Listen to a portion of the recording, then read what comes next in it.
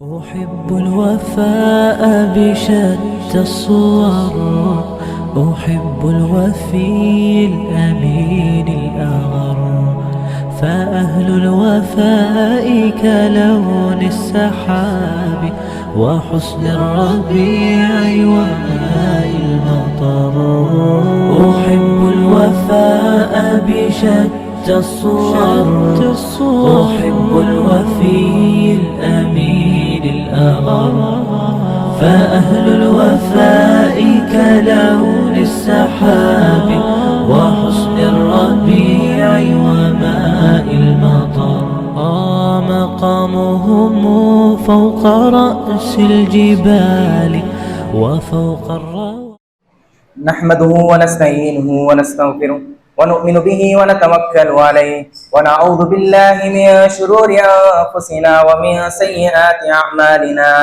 من يهده الله فلا مضل له ومن يضلل فلا هادي له، ونشهد أن لا إله إلا الله ونشهد أن محمدا عبده ورسوله.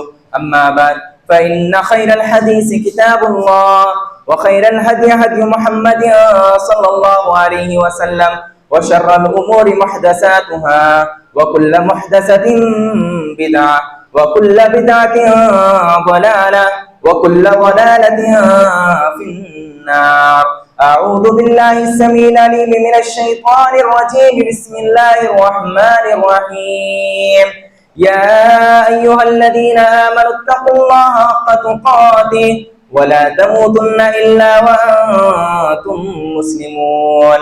يا أيها الناس اتقوا ربكم الذي خلقكم من نفس واحدة وخلق منها زوجها وبث منهما رجالا كثيرا ونساء، واتقوا الله الذي تساءلون به والأرحام إن الله كان عليكم رقيبا. يا أيها الذين آمنوا اتقوا الله وقولوا قولا سديدا يصلح لكم أعمالكم ويغفر لكم ذنوبكم، ومن يطع الله ورسوله فقد فاز فوزا عظيما. تمام تعریفیں اس اللہ رب العزت کے لیے جس نے ہم سب کو مسلمان بنا کر پیدا کیا. درود و سلام ہو ہمارے آخری نبی جناب محمد الرسول اللہ صلی اللہ علیہ وسلم پر. آج اس جمعے کی مناسبت سے جس عنوان پر میں لب گشائی کرنے جا رہا ہوں وہ ہے بدعت ایک تعارف. حضرات، سب سے پہلے ہم جانتے ہیں کہ بدعت کیا ہے. بدعت یعنی وہ عمل جو ہمارے پیارے نبی جناب محمد الرسول اللہ صلی اللہ علیہ وسلم نے قولاً یا فعلاً یعنی اپنی زبان سے وہ عمل کرنے کا حکم نہیں دیا، یا نبی صلی اللہ علیہ وسلم نے وہ عمل نہیں کیا، یا صحابہ نے وہ عمل نہیں کیا ہے یا اس کے بارے میں حکم دیا ہے. اور جو آج کے لوگ ہیں اس کے بارے میں حکم دیتے ہیں اور کہتے ہیں کہ نبی صلی اللہ علیہ وسلم نے فرمایا، نبی صلی اللہ علیہ وسلم نے یہ عمل کیا ہے، صحابہ نے یہ عمل کیا ہے، صحابہ نے اس کا حکم دیا ہے. اگر ان کی طرف منسوخ کرتے ہیں اور اس پر عمل کرتے ہیں تو یہ بدعت ہے. اللہ تعالیٰ نے قرآن میں فرمایا الیوم اکملت لکم دینکم واتممت علیکم نعمتی ورضیت لکم الاسلام دینا. اللہ تعالیٰ نے مسلمانوں کے لیے دین کو مکمل کر دیا ہے. اب اس کے بعد جو جو ایجادات ہوں گی وہ ساری کی ساری بدعتیں ہوں گی.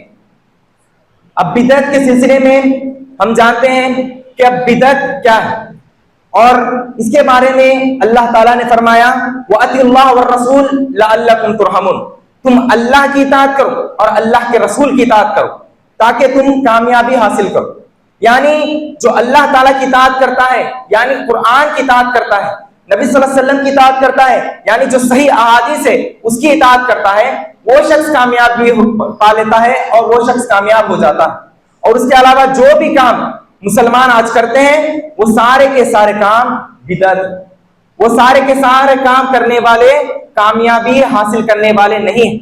ان سارے لوگوں کو اللہ تعالیٰ کامیابی دینے والے نہیں. اللہ تعالیٰ ان سارے لوگوں کو نجات دینے والے نہیں. تو اب آئیے دیکھتے ہیں کہ بدعت کے کتنے قسم ہیں. بدعت کی دو قسمیں ہیں، بدعت حسنہ اور بدعت سیئہ۔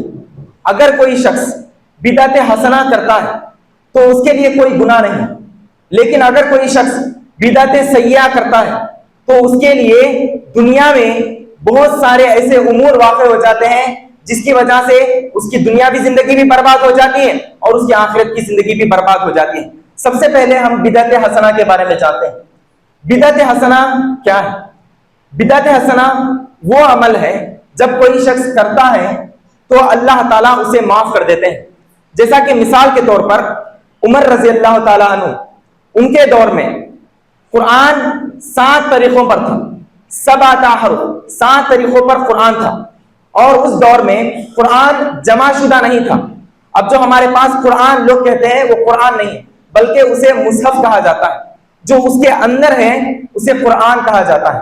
تو اس زمانے میں قرآن ایک جگہ پر کسی کے پاس جمع نہیں تھا، تو عمر رضی اللہ تعالیٰ عنہ نے قرآن کو جمع کیا، اور اس وجہ سے جمع کیا کہ قرآن ضائع نہ ہو جائے۔ اور عمر رضی اللہ تعالیٰ عنہ نے جو 7 طریقے تھے جو اللہ تعالیٰ نے نازل کیے ہیں، 7 طریقوں کو عمر رضی اللہ تعالیٰ عنہ نے جمع کیا تھا، اور یہ ہے بدعت حسنہ۔ اور دوسری مثال یہ ہے کہ تراویح کی نماز جمع کر کے نبی صلی اللہ علیہ وسلم کے دور میں نہیں پڑھی جاتی تھی، بلکہ عمر رضی اللہ تعالیٰ عنہ نے ایک مرتبہ رمضان کی رات مسجد میں داخل ہوئے تھے، تو انہوں نے دیکھا کہ ہر کوئی بنفس الگ الگ نمازیں پڑھ رہا تھا۔ تو عمر رضی اللہ تعالیٰ عنہ نے حکم دیا کہ جو تراویح کی نماز ہے یہ قاری کے پیچھے نماز پڑھی جائے۔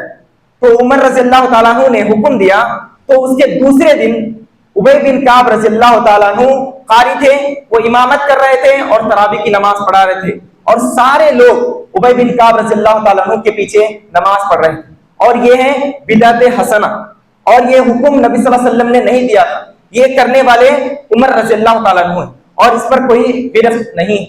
اور اس کے بعد مثال یہ ہے کہ عثمان رضی اللہ تعالیٰ عنہ کے دور میں جمعہ کے دن 2 اذانیں نبی صلی اللہ علیہ وسلم نے شروع نہیں کی تھی، عثمان رضی اللہ تعالیٰ عنہ نے 2 اذانیں شروع کیے تھے۔ وہ اس لیے کہ جو مدینہ کے مسلمان تھے وہ زیادہ ہو گئے تھے، اس لیے بازار میں ایک اذان دی جاتی تھی، اور پھر امام جب آ کر خطبے کے لیے بیٹھتا تھا اس وقت ایک اذان دی جاتی تھی۔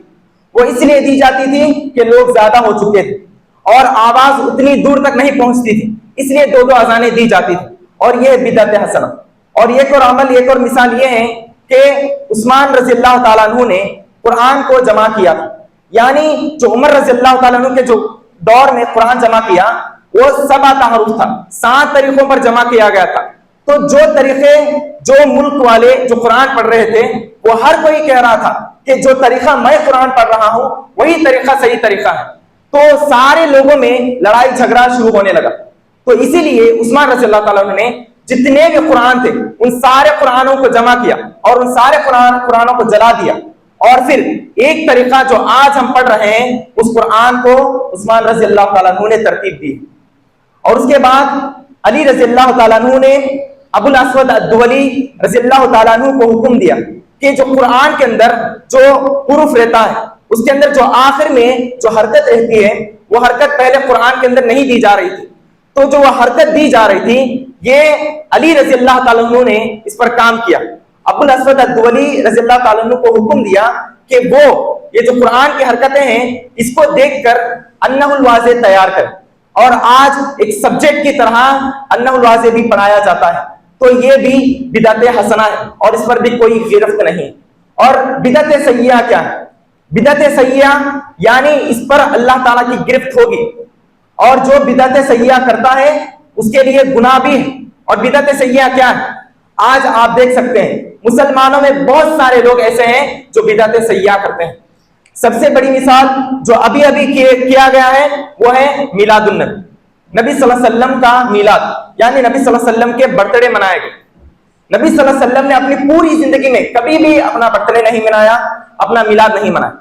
جو 4 خلفائے راشدین تھے، ابو بکر صدیق رضی اللہ تعالیٰ عنہ، عمر رضی اللہ تعالیٰ عنہ، عثمان رضی اللہ تعالیٰ عنہ، علی رضی اللہ تعالیٰ عنہ، ان 4 لوگوں نے بھی کبھی بھی نبی کریم صلی اللہ علیہ وسلم کا میلاد نہیں منایا، لیکن آج کے مسلمان نبی صلی اللہ علیہ وسلم کا میلاد مناتے ہیں اور کہتے ہیں کہ ہم نبی صلی اللہ علیہ وسلم سے محبت کرتے ہیں۔ اگر اللہ کے نبی صلی اللہ علیہ وسلم سے محبت کوئی بہترین کر سکتا ہے تو وہ صحابہ ہیں، وہ صحابہ ہیں، کیونکہ ان لوگوں نے اپنے جان کو، اپنے مال کو، اپنے اہل عیال کو، سارے لوگوں کو نبی صلی اللہ علیہ وسلم کی محبت کے لیے چھوڑ دیا. تو وہ لوگ نبی صلی اللہ علیہ وسلم کا میلاد کبھی بھی نہیں منائے، لیکن آج کے مسلمان محبت کے نام پر ایک بدعت شروع کر چکے ہیں، وہ ہے میلاد. اور اس کے بعد ایک اور عمل جو آج مسلمان کر رہے ہیں وہ ہے 11ویں کرنا، 12ویں کرنا. اس کے سلسلے میں حدیث آتی ہے، ایک شخص نبی صلی اللہ علیہ وسلم کے پاس آتا ہے اور نبی صلی اللہ علیہ وسلم سے سوال کرتا ہے، ای الاسلام خیر، اسلام میں سب سے اچھا عمل کون سا ہے؟ تو نبی صلی اللہ علیہ وسلم فرماتے ہیں تطعم الطعام، کھانا کھلانا یہ سب سے اچھا عمل ہے اسلام کے اندر. تو آج جو 11ویں 12ویں کرتے ہیں اور جو کھانا کھلاتے ہیں، یہ عمل کرنا بدعت ہے. کھانا کھلانا سب سے اچھا افضل عمل ہے، لیکن 11ویں کرنا، 12ویں کرنا اور کھانا کھلانا یہ بدعت سیئہ ہے. اور یہ مخاطب کرنا نبی صلی اللہ علیہ وسلم کی طرف، یہ منسوب کرنا نبی صلی اللہ علیہ وسلم کی طرف، یہ بدعت سیئہ ہے. اور اللہ تعالیٰ ایسے گناہ کو کبھی معاف نہیں کرے. تو یہ جو بدعت سیئہ آج مسلمان شروع کر چکے ہیں اور بھی کرتے جا رہے ہیں، اور منسوب کس کی طرف کرتے ہیں؟ منسوب نبی صلی اللہ علیہ وسلم کی طرف کرتے ہیں، منسوب صحابہ کی طرف کرتے ہیں، منسوب تابعین کی طرف کرتے ہیں، جو کہ سب سے بڑا گناہ ہے اور سب سے بڑا الزام ہے. اور اس کے سلسلے میں عائشہ رضی اللہ تعالیٰ فرماتے ہیں من احدث فی امرنا ھذا ما لیس منہ فہو رد. عائشہ رضی اللہ تعالیٰ عنہ فرماتی ہیں کہ نبی صلی اللہ علیہ وسلم نے فرمایا جو کوئی شخص یہ کہے کہ میں نے اس سلسلے میں حکم دیا ہے اور اس سلسلے میں نبی صلی اللہ علیہ وسلم نے حکم نہیں دیا ہے تو اس چیز کو رد کر دی جائے گی، اس پر عمل نہیں کیا جائے گا. تو یہ جو 11ویں کی جا رہی ہے، یہ 12ویں کی جا رہی ہے، یہ میلاد کی جا رہی ہے، یہ سنت سے ثابت نہیں ہے، یہ قرآن سے ثابت نہیں ہے. تو ہمارے لیے چاہیے، ہم مسلمانوں کو چاہیے کہ جو بدعت سیئہ ہے اس سے گریز کریں، اور جو بدعت کر رہے ہیں ان سے گریز کریں، اور جو کھانا کھلایا جا رہا ہے وہ کھانا نہ کھائیں. اگر کوئی معتبر شخص ہے جو عزت والا ہے، اگر وہ شخص اس کے بارے میں جان لیتا ہے اور جب اسے کھانے کی دعوت دی جاتی ہے 11ویں کی ہو یا 12ویں کی، جب وہ شخص انکار کر دیتا ہے، ان لوگوں کو سمجھاتا ہے، تو وہ لوگ راستے پر آ سکتے ہیں. تو ہم میں کے جو لوگ جن کے پاس اللہ تعالیٰ نے عزت دی ہے، شہرت دی ہے، تو ان کے لیے ضروری ہے کہ وہ لوگ کھانا نہ کھائیں اور ان لوگوں کو سمجھائیں. اور اس کے بعد کیا بدعت حرام ہے؟ بدعت کرنا حرام ہے اس وقت جب بدعت عقیدے میں ہو، جب بدعت عبادت میں ہو. عقیدے میں یعنی نبی کرم صلی اللہ علیہ وسلم فرماتے ہیں کہ دنیا میں مسلمانوں کے 73 فرقے ہوں گے، اور آج بہت سارے فرقے بن چکے بھی ہیں، اور ان میں سے بہت سارے فرقے ایسے ہیں جب قرآن میں کہا گیا ہے کہ اللہ تعالیٰ کے ہاتھ ہیں تو وہ لوگ نہیں مانتے، کیونکہ وہ سمجھتے ہیں کہ اللہ تعالیٰ نے انسانوں کو ہاتھ دیے ہیں، تو انسانوں کو جس طرح ہاتھ ہیں تو اللہ تعالیٰ کو وہ ہاتھ نہیں ہو سکتے. قرآن کے اندر اللہ تعالیٰ فرماتے ہیں لیس کمثلہ شیء، اللہ کی طرح کوئی بھی چیز نہیں ہے. تو ہم یہ تصور نہیں کرنا چاہیے کہ جس طرح انسان کے ہاتھ ہیں اسی طرح اللہ کے ہاتھ ہیں، جس طرح ہم دیکھتے ہیں اسی طرح اللہ تعالیٰ دیکھتا ہے، جس طرح ہم سنتے ہیں اللہ تعالیٰ اسی طرح سنتے ہیں. یہ تصور انسان کے اندر کبھی بھی نہیں ہونا چاہیے. اور جب کوئی بھی چیز اس کے اندر، عقیدے کے اندر کوئی نئی بات لاتا ہے تو وہ بدعت ہے، اور یہ بدعت لانا یہ حرام ہے. اور بدعت فی العبادت، عبادت کے اندر بدعت کرنا، کوئی بھی ایسی عبادت کہ آپ نبی صلی اللہ علیہ وسلم کی طرف منسوب کرتے ہیں کہ عمل نبی صلی اللہ علیہ وسلم نے کیا تو بدعت ہے، اور وہ عبادت ہے، تو یہ عبادت کے اندر بھی لانا یہ بھی بدعت سیئہ ہے اور یہ بدعت حرام. جیسا کہ آپ دیکھ سکتے ہیں بہت سارے مساجدوں میں نماز کے بعد سارے لوگ مل کر اجتماعی طور پر ہاتھ اٹھا کر دعا کرتے ہیں. یہ عمل نبی کرم صلی اللہ علیہ وسلم سے ثابت نہیں، اور نہ ہی خلفائے راشدین سے ثابت ہے، اور نہ ہی صحابہ سے ثابت ہے، اور نہ ہی تابعی سے ثابت ہے، اور نہ ہی تبع تابعی سے ثابت ہے. تو کسی نے بھی نہیں کیا، لیکن آج کے مسلمان یہ عمل کر رہے ہیں اور منسوب نبیوں کی طرف، اور منسوب رسولوں کی طرف، اور منسوب نبی صلی اللہ علیہ وسلم کی طرف، اور منسوب صحابہ کی طرف کرتے ہیں. تو یہ بھی بدعت حرام ہے. اور سب سے خطرناک جو بدعت ہے وہ یہی دو بدعتیں ہیں، وہ ہے بدعت فی العقیدہ، بدعت فی العبادہ.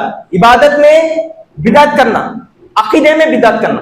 یہ دونوں جو بدعتیں ہیں یہ خطرناک بدعتیں ہیں، اور اللہ تعالیٰ ان دونوں میں اگر کوئی بدعت شروع کرتا ہے تو اللہ تعالیٰ ایسے شخص کو کبھی بھی معاف نہیں کریں گے۔ اور اس کے بعد کیا عادات میں بدعت ہو سکتی ہے؟ عادات یعنی کوئی بھی کلچر ہے یا کوئی بھی ایسا کام ہے جو انسان کرتا ہے، وہ چیز شریعت میں نہیں آتی، وہ چیز اسلام کے اندر نہیں آتی، جیسا کہ ہم کپڑے پہنتے ہیں۔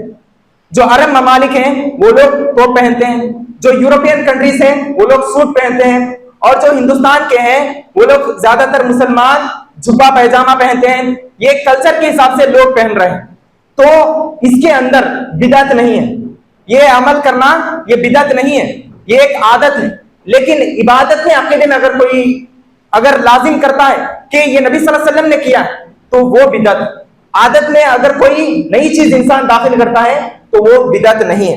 اور اس کے بعد کہا گیا کہ اگر کوئی شخص عادت میں بدعت کرتا ہے، یعنی کوئی ایسے قوم ہے جو اس کا مخصوص عمل ہے اور وہ عمل مسلمان کرتا ہے، تو اس کے سلسلے میں نبی صلی اللہ علیہ وسلم فرماتے ہیں من تشبہ بقوم فہو منہم، جو کوئی شخص اگر ایسا عمل کرتا ہے جو دوسرے قوموں نے کیا ہے تو وہ اسی میں سے، اس کی مشابہت کرتا ہے تو وہ انہی میں سے، تو اللہ تعالیٰ ایسے لوگوں کو مسلمان نہیں کہتے ہیں، نبی صلی اللہ علیہ وسلم ایسے لوگوں کو مسلمان نہیں کہتے ہیں، وہ انہی لوگوں میں سے۔ اگر غیر مسلموں کا رواج اختیار کرتا ہے، یہودیوں کا اختیار کرتا ہے یا نصارہ کا اختیار کرتا ہے تو یہودیوں کا اختیار کرتا ہے تو یہودی ہے، نصارہ کا اختیار کرتا ہے تو نصرانی ہے، اگر غیر مسلموں کا اختیار کرتا ہے کوئی بھی قوم کا تو وہ انہی میں سے ہوگا۔ اور اس کے بعد بیان کیا گیا کہ اللہ تعالیٰ بدعت کو معاف کرتے ہیں، اللہ تعالیٰ شرک کو بھی معاف کرتے ہیں جب وہ بندہ اللہ تعالیٰ سے سچی توبہ کرتا ہے۔ اللہ تعالیٰ نے فرمایا ان اللہ لا یغفر ان یشرک بہ ویغفر ما دون ذلک لمن یشاء، اللہ تعالیٰ ہر گناہ کو معاف کر سکتے ہیں لیکن اللہ تعالیٰ کبھی بھی شرک کو معاف نہیں کر سکتے۔ تو اگر انسان بدعت کرتا ہے تو بدعت جب کرتا ہے تو وہ شرک کی طرف بھی ملوث ہو جاتا ہے، اسی لیے انسان کو، مسلمانوں کو بدعت سے بہت زیادہ دور ہونا چاہیے۔ بدعت اس وقت ہمیں معلوم ہوگی کہ بدعت ہے یا نہیں ہے جب ہم حدیثوں کی جانکاری رکھتے ہیں۔ اگر مسلمانوں کو حدیثوں کی جانکاری نہیں ہے تو ہم لوگ بدعت میں پڑ سکتے ہیں، ہم مسلمان بدعت میں پڑ سکتے ہیں۔ تو جو بدعت مسلمان آج کر رہے ہیں اس کی سب سے بڑی وجہ حدیثوں کی جانکاری نہ رہنا، تو مسلمانوں کو چاہیے کہ وہ حدیثوں کی تھوڑی نہ تھوڑی جانکاری حاصل کریں، جو صحیح ہے، جو غلط ہے، جو ضعیف ہے، جو حسن ہے، ان سارے لوگوں کی، ان سارے جو طریقے بیان کیے گئے ہیں، جو طرق بیان کیے گئے ہیں، ان کے بارے میں تھوڑی تھوڑی جانکاری اگر مسلمانوں کو معلوم ہو جائے تو سارے لوگ بدعت چھوڑ سکتے ہیں۔ اور اس کے بعد کہا گیا کہ بدعت کے کیا نقصانات ہیں۔ بدعت کا جو سب سے بڑا نقصان ہے وہ یہ کہ مسلمانوں میں اتحاد ختم ہو جائے گا، مسلمانوں میں اتحاد ختم ہو جائے گا۔ اللہ تعالیٰ نے کیا فرمایا وَاعْتَصِمُوا بِحَبْلِ اللَّهِ جَمِيعًا وَلَا تَفَرَّقُوا، تم اللہ تعالیٰ کی رسی کو مضبوطی سے تھامو، تم اللہ تعالیٰ کی رسی کو مضبوطی سے تھامو اور تم فرقوں میں نہ بٹ جاؤ۔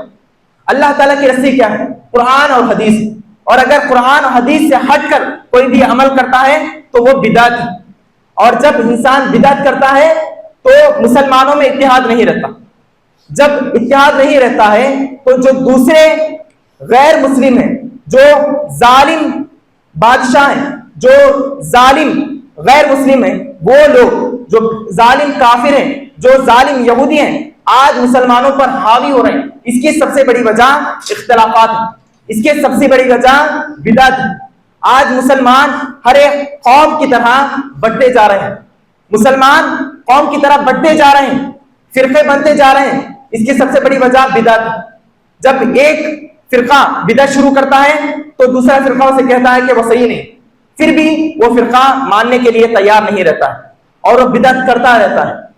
اور اسی طرح جب بدعت کرتے رہتے ہیں تو اس کا سب سے بڑا نقصان مسلمانوں کو اٹھانا پڑے گا، کیونکہ اتحاد مسلمانوں میں ختم ہو جائے گا۔ اور جو دوسرا سب سے بڑا نقصان یہ ہے کہ جو بدعت کرتا ہے وہ بدعت کو بدعت نہیں سمجھتا، وہ اپنے آپ کو حق پر سمجھتا ہے، لیکن جو معصیت کرتا ہے وہ سمجھتا ہے کہ میں گناہ کرتا ہوں اور پھر توبہ بھی کر لیتا ہے، لیکن جو بدعت کرتا ہے وہ یہ نہیں سوچتا کہ میں بدعت کر رہا ہوں اور میں صراط مستقیم پر نہیں ہوں، یہ کبھی بھی نہیں سوچتا، وہ سوچتا ہے کہ وہ حق پر ہے۔ اسی وجہ سے وہ اس پر عمل کرتے جاتا ہے اور اللہ تعالیٰ اسے کوئی بھی ثواب نہیں دیتے ہیں بلکہ الٹا اس پر گناہ بڑھتا جاتا ہے۔ اور اس کے بعد کہا گیا کہ المقتدی اشد من العاصی، اسی لیے کہا گیا کہ جو گناہ گار ہے اس سے زیادہ بڑا گناہ گار جو مقتدی یعنی بدعت کرنے والا، ایک گناہ گار سے سب سے بڑا گناہ گار، کیونکہ وہ گناہ کو گناہ نہیں سمجھتا ہے اور وہ گناہ کو گناہ سمجھتا ہے معاصی، اور پھر اللہ تعالیٰ سے توبہ کر لیتا ہے۔ اور اس کے بعد کہا گیا کیا ایک بدعتی کی نماز باطل ہو جائے گی؟ ایک بدعتی ہے، بدعت کرتا ہے، وہ نماز پڑھاتا ہے، تو ہم کیا اس کے پیچھے نماز پڑھ سکتے ہیں؟ ہم اگر ایسے لوگوں کے پیچھے نماز پڑھیں گے تو ہماری نماز باطل ہو جائے گی۔ جو وہ بدعتی ہے جب وہ نماز پڑھتا ہے تو اس کے خود کی نماز بھی نماز نہیں ہوگی، کیونکہ عبداللہ بن مسعود رضی اللہ تعالیٰ عنہ فرماتے ہیں کہ جو بدعتی ہے اس کی نماز نہیں ہوگی اور اس کا روزہ نہیں ہوگا، اس کا حج نہیں ہوگا اور اس کا عمرہ بھی نہیں ہوگا۔ اور یہ بھی حکم عبداللہ بن مسعود رضی اللہ تعالیٰ عنہ دیتے ہیں کہ جو بدعتی ہے آپ ان لوگوں کے ساتھ نہ بیٹھیں، اگر آپ ان لوگوں کے ساتھ بیٹھیں گے تو آپ کا دل بھی خراب ہو جائے گا، آپ بھی راہ حق سے بھٹک جائیں گے۔ اس لیے آپ کے لیے ضروری ہے کہ جو بدعت کرتے ہیں تو آپ ان لوگوں سے دور رہیں۔ اگر آپ ان لوگوں کے ساتھ مل جائیں گے تو وہ ایسے ایسے دلائل آپ کے سامنے پیش کریں گے جو کہ باطل دلائل ہوں گے، لیکن آپ سمجھیں گے کہ یہ حق ہے اور آپ اس پر عمل کرنے لگیں، جس کی وجہ سے آپ بھی راہ حق سے بھٹک جائیں گے اور آپ بھی بدعتی بن جائیں گے، اور اللہ تعالیٰ بدعت کرنے والوں کو کبھی معاف کرنے والے نہیں ہیں۔ اور اس کے بعد بیان کیا گیا ہے کہ اللہ تعالیٰ کل قیامت کے دن جو بدعتی ہیں اسے جنت میں ڈالیں گے یا جہنم میں ڈالیں گے۔ اللہ تعالیٰ جو دنیا میں شرک کرتا ہے اللہ تعالیٰ اسے آخرت میں جہنم دیں گے، لیکن جو بدعتی ہے اگر وہ دنیا میں بدعت کرتا رہتا ہے اور لوگوں کو بھی وہ بدعت کی طرف بلاتا ہے، تو جو لوگ بدعت نہیں کرتے تھے اور پھر یہ بدعت کرنے والا ان لوگوں کو بھی بدعت کی طرف بلایا اور لوگ بھی بدعت کرتے رہے، تو ان لوگوں کا سارے لوگوں کا گناہ اسی شخص پر پڑے گا، اور جو نام اعمال ہوں گے اس میں اس کے گناہ زیادہ ہو جائیں گے۔ اور جب یہ گناہ کو اللہ تعالیٰ کے پاس توبہ نہیں کرتا دنیا کے اندر اور اسی طرح مر جاتا ہے تو اللہ تعالیٰ ایسے شخص کو جہنم میں ڈالیں گے۔ اور اس کے بارے میں ہر جمعہ ہر امام بیان میں جو عربی کے اندر بیان کرتے ہیں اس کے اندر نبی صلی اللہ علیہ وسلم، یہ نبی صلی اللہ علیہ وسلم کی حدیث سے نبی صلی اللہ علیہ وسلم فرماتے ہیں جو کہ مسلم کی حدیث ہے، فَإِنَّ أَصْدَقَ الْحَدِيثِ كِتَابُ اللَّهِ، کہ جو سب سے اچھی کتاب ہے وہ ہے قرآن۔ سب سے اچھی کتاب کیا ہے؟ وہ ہے قرآن۔ فَإِنَّ خَيْرَ الْحَدِيثِ كِتَابُ اللَّهِ، جو سب سے بہترین کتاب ہے وہ ہے قرآن، اور اس کے بعد جو سب سے بہترین کتاب ہے وہ ہے نبی صلی اللہ علیہ وسلم کے صحیح احادیث۔ اور جو شخص قرآن اور حدیث سے ہٹ کر کوئی عمل کرتا ہے تو وہ بدعت ہے، اور بدعت انسان کو گمراہی میں ڈال دیتی ہے، اور جو گمراہی میں پڑ جاتا ہے تو اس کا ٹھکانہ جہنم ہے۔ اس کے بارے میں نبی صلی اللہ علیہ وسلم فرماتے ہیں کل بدعت ضلالہ وکل ضلالۃ فی النار، ہر بدعت گمراہی ہے، ہر بدعت گمراہی ہے، اور جو گمراہی میں اختیار کر لیتا ہے، جو گمراہی کو اختیار کر لیتا ہے اور گمراہی میں پڑ جاتا ہے تو ایسے لوگوں کا ٹھکانہ جہنم۔ تو میرے بھائی آج مسلمان سب سے زیادہ بدعت کر رہے ہیں، اور اس بدعت کی وجہ سے مسلمانوں میں اتحاد نہیں ہے، اور اس بدعت کی وجہ سے مسلمانوں میں فرقے بنتے جا رہے ہیں، مسلمانوں میں جماعتیں بنتی جا رہی ہیں۔ اسی لیے نبی صلی اللہ علیہ وسلم نے فرمایا کہ آپ قرآن اور حدیث کو لازم پکڑو، اسے مضبوط پکڑو، اور نبی صلی اللہ علیہ وسلم نے فرمایا کہ 73 فرقے بننے والے ہیں، میرے موت کے بعد 73 فرقے بننے والے ہیں، لیکن ایک جماعت ہوگی جو جنت میں جائے گی۔ تو صحابہ نے نبی صلی اللہ علیہ وسلم سے سوال کیا وہ کون سی جماعت ہے؟ تو نبی صلی اللہ علیہ وسلم فرماتے ہیں ما انا علیہ واصحابی، جو میری طرح عمل کرتا ہے اور جو میرے صحابہ کی طرح عمل کرتا ہے وہ جنتی۔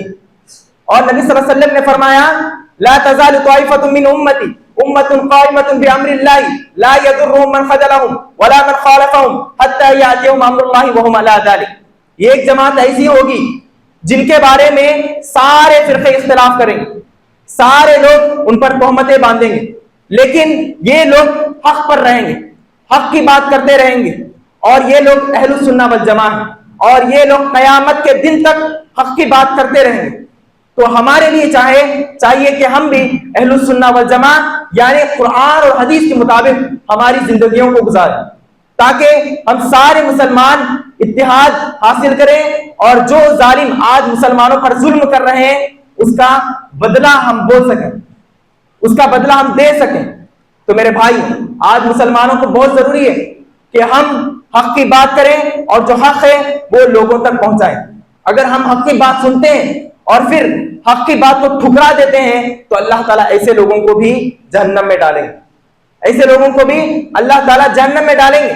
آپ کے لیے ضروری ہے، اللہ تعالیٰ نے مسلمانوں کو عقل دی ہے، انسان جانور نہیں ہے بلکہ اللہ تعالیٰ نے انسانوں کو عقل دی ہے، تو مسلمانوں کو اور بھی ضروری ہے کہ جب وہ اپنے آپ کو مسلمان کہتا ہے کہ وہ تحقیق کرے، قرآن کو پڑھے، حدیثوں کو پڑھے۔ جو بدعت آج کوئی امام کہہ رہا ہے کہ بدعت ہے، یہ شرک ہے، تو اسے ضروری ہے کہ وہ تحقیق کرے، اس کے بارے میں جانکاری حاصل کرے۔ جب وہ جانکاری حاصل کر لیتا ہے، جب وہ بات اسے معلوم ہوتی ہے کہ وہ بات حق ہے، تو اس کے لیے ضروری ہے، اس کے لیے لازم ہے کہ وہ اس پر عمل کرے، اور اس وقت بھی وہ اس حق کی بات کو چھوڑ دیتا ہے، اس حق کی بات کو لازم نہیں پکڑتا ہے، تو وہ مکہ کے جو مشرکین ہیں، جو مکہ کے کافر ہیں، وہ بھی انہی کے مانند ہیں، کیونکہ وہ لوگ بھی حق کی بات جب ان کے سامنے پیش کی جاتی، جو قرآن کے اندر مثالیں ان کے سامنے پیش کیے جاتے تو وہ لوگ ٹھکرا دیتے تھے۔ یہود بھی اسی طرح تھے، جب ان کے سامنے اللہ کی نشانیاں پیش کی جاتی، اللہ کی آیتیں ان کے سامنے پڑھی جاتی، پھر بھی وہ لوگ ایمان نہیں لاتے، حق کی بات کو قبول نہیں کرتے تھے۔ تو آج مسلمان اسی طرح بن چکے ہیں۔ تو آج مسلمانوں کو چاہیے کہ وہ حق کی بات کو لازم پکڑیں۔ اگر وہ کوئی غلط کام کر رہے ہیں، جب انہیں قرآن سے یا حدیث سے کوئی دلیل ملی ہے کہ یہ بات غلط ہے، تو اس کے لیے، اس شخص کے لیے ضروری ہے کہ وہ اسی وقت اس کام کو چھوڑے۔ اگر اس وقت بھی وہ عمل نہیں چھوڑتا ہے، ترک نہیں کرتا ہے، اسی پر عمل کرتے رہتا ہے، تو اللہ تعالیٰ اس پر اسے کوئی بھی ثواب نہیں دیں گے۔ وہ صرف اپنے وقت کا ضیاع کر رہا ہے، وہ صرف ویسٹ آف ٹائم ہے، اسے کوئی بھی فائدہ پہنچانے والا نہیں ہے۔ تو میرے بھائیوں، آخر میں اللہ تعالیٰ سے دعا ہے کہ اللہ تعالیٰ ہم سب مسلمانوں کو صراط مستقیم پر چلنے کی توفیق عطا فرمائے اور حق کی بات کرنے کی توفیق عطا فرمائے، اور ہم سب مسلمانوں میں اتحاد ہم حاصل کرنے کی توفیق عطا فرمائے۔ جو لوگ بدعت کر رہے ہیں اللہ تعالیٰ انہیں بدعتوں سے نکالیں، اور جو حق ہے اللہ تعالیٰ وہ حق انہیں نظر آنے کی توفیق عطا فرمائے، اور ہم سب مسلمانوں کو اتحاد حاصل کرتے ہوئے قرآن اور حدیث کے مطابق اپنی زندگیوں کو چلانے کی توفیق عطا فرمائے، اور قرآن اور حدیث کے مطابق اپنی زندگیاں بنانے کی توفیق عطا فرمائے۔ اور جو لوگ آج دوسرے قوموں کو اتباع کی طرح، جس طرح نبی صلی اللہ علیہ وسلم کی اتباع کرنی چاہیے اس طرح اتباع کر رہے ہیں دوسرے قوموں کی، تو اللہ تعالیٰ سارے مسلمانوں کو ہدایت نصیب فرمائے۔ جو مسلمان بیمار ہیں اللہ تعالیٰ انہیں شفائے کاملہ عاجلہ نصیب فرمائے، اور جو مسلمان حق پر نہیں ہے اللہ تعالیٰ انہیں حق پر لے کر آئے۔ آمین۔ وآخر دعواہم ان الحمد للہ رب العالمین۔ السلام علیکم ورحمۃ اللہ۔